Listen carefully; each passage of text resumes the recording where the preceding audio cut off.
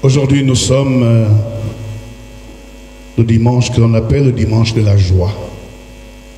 Alors, il faut que la joie resplendisse sur vos visages. Dimanche de la joie parce que nous avons commencé depuis le mercredi des cendres et Pâques est bientôt proche. Voilà pourquoi on est habillé en violet, non en rose. Le rose, c'est le blanc mélangé au violet qui donne le rose. Donc, il faut être dans la joie.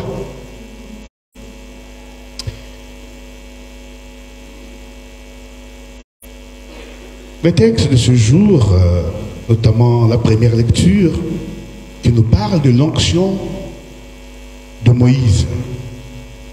L'onction de Moïse. L'onction de Moïse. L'onction de Moïse.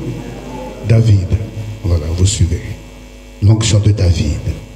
Comme roi d'Israël. Alors les frères aînés de David, plus robustes et plus beaux que lui, sont présentés à Samuel. Et le Seigneur dit au prophète, attention, attention, ne considère pas son apparence ni sa haute taille. Comme pour nous dire, frères et sœurs, que les critères de la vision physique ne peuvent pas suffire pour prendre une décision ou pour faire un choix. Il faut une vision profonde, une vision spirituelle. Voilà pourquoi Dieu affirme, les hommes regardent les apparences, mais le Seigneur regarde le cœur. Le cœur.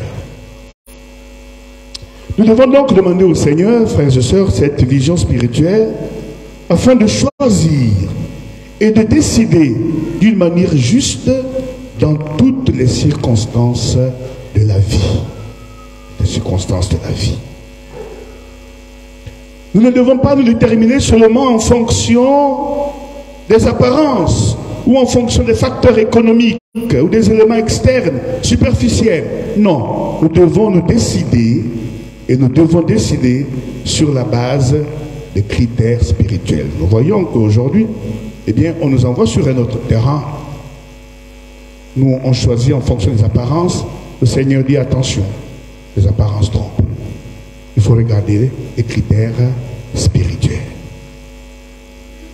Nous devons donc faire comme fait le Seigneur. Il a choisi David comme roi. Et pourtant, il était le plus petit parmi ses frères. Celui qui semblait fragile. Mais c'est lui qui a été le moins indiqué pour la tâche, mais c'est lui que Dieu a choisi. Nous aussi, nous devons bien réfléchir, prier, avant de faire nos choix. Pourquoi David? Eh bien, il avait une profonde richesse spirituelle. Et il était aussi le plus indiqué pour devenir le roi d'Israël. Dans la deuxième lecture, Paul nous parle de lumière spirituelle.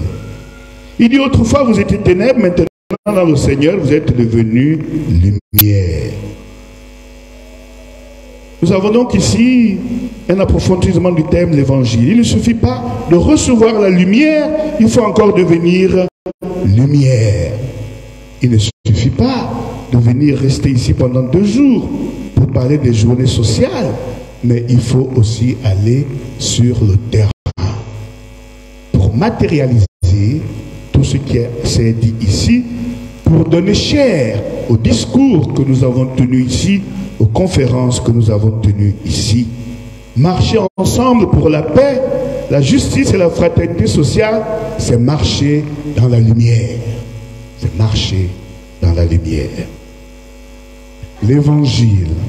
Nous avons lu la version brève de l'évangile, mais ça commence un peu plus en avant. Jésus et ses disciples marchent et voilà qu'il y a un aveugle.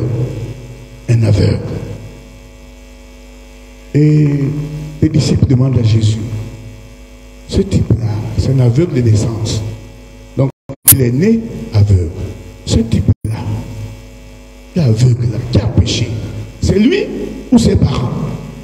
Et Jésus répond de manière claire, ni lui, ni ses parents. Pourquoi? Parce que il y avait une coutume juive de l'époque, qui est encore aujourd'hui dans nos coutumes. Lorsqu'on voit quelqu'un dans une souffrance, dans une misère, on dit, oh, c'est le qu'il avait le rattrape. C'est le mal. Les enfants du tel, ils ne vont jamais réussir. Pourquoi? Oh, le papa là, un grand sorcier. Donc, ce que papa a fait, ça tombe sur les enfants. C'est ce que nous disons. Jésus dit non, ni lui, ni ses parents. Jésus est clair. Parce que lui, il est né aveugle. Si c'est lui, alors il a péché quand? Dans le ventre de sa mère? Non. Non. Ce n'est pas ses parents non plus. Jésus nous invite chacun à assumer ses responsabilités.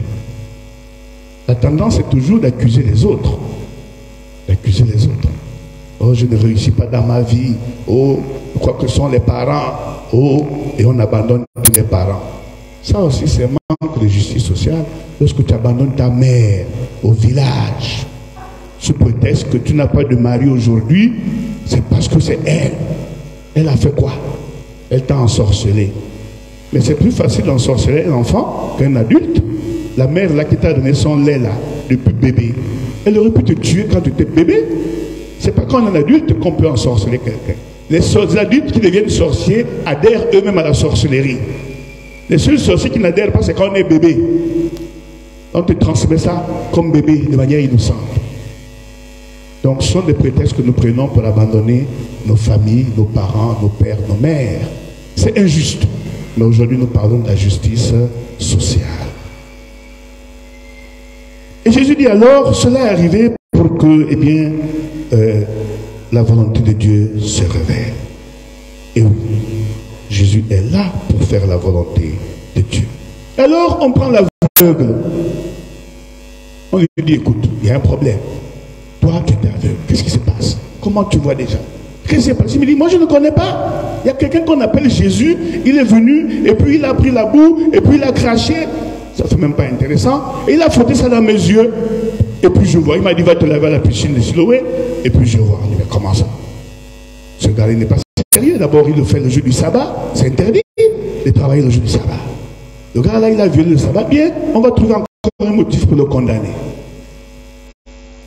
Dis-nous qu'est-ce qui s'est passé. Le type dit, moi je ne connais rien. C'est quelqu'un là.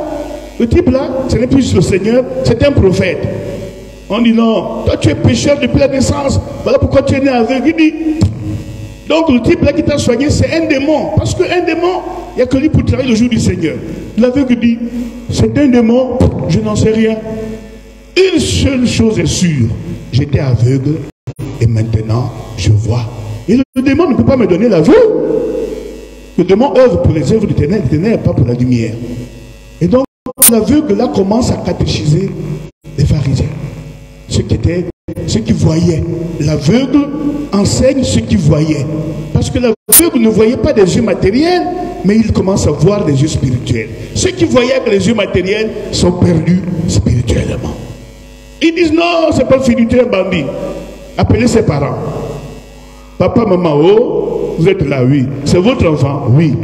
Qu'est-ce qui se passe? Ah, c'est notre enfant? Oui. Nous savons qu'il est né aveugle? Oui. Mais ce qui s'est passé là, nous ne connaissons rien. Et puis, c'est un grand garçon. Allez demander, lui-même il va vous répondre. Les parents avaient peur des Juifs.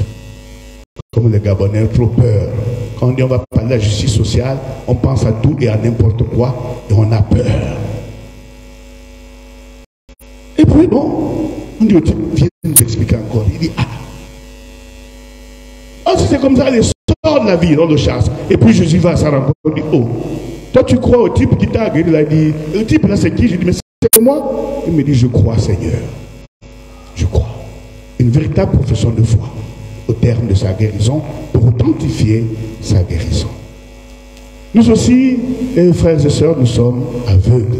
Nous avons les yeux, mais nous ne voyons pas. Et Jésus, ce jour, vient nous ouvrir non seulement les yeux matériels, mais il veut que nous ouvrions les yeux spirituels. Parce qu'aujourd'hui, pour faire des bons choix, pour prendre une décision, il faut non seulement voir avec les yeux de la chair, mais il faut demander à l'esprit. de nous aider à faire le bon discernement, à faire le bon choix.